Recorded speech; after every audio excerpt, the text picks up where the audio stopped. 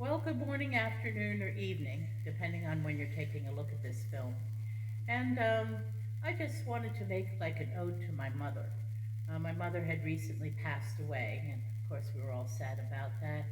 And most of the family lived near her, uh, but we could, see her going right before the time came, so we weren't surprised. But considering we had a pretty good life as kids with under my mother's rule, and she was kind of the family disciplinarian or whatever, but she did make sure we had a fun time. We went to the World's Fair, we went ice skating, she let me have music lessons, and then we went to the beach too.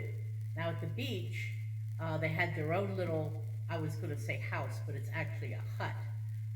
Now the hut, that was just a little 5-room house she had about 20 minutes from the beach.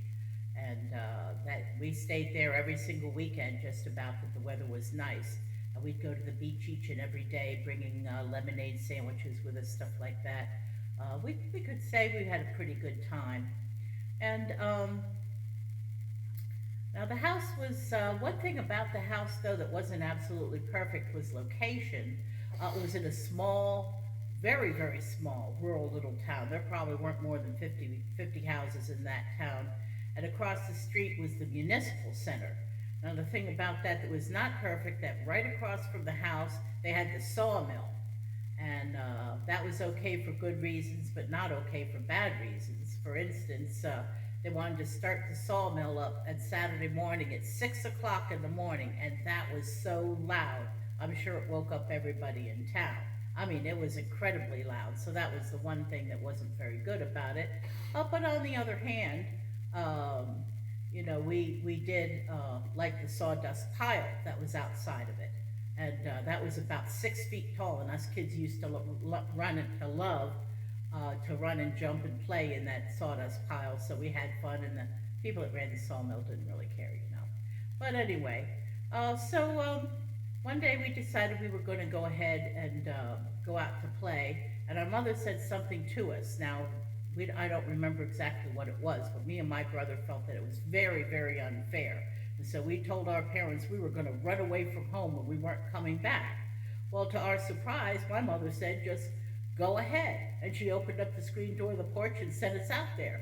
So we didn't know what to make of that kind of an action from our mother, but we decided, oh well, at least we're free from tyranny.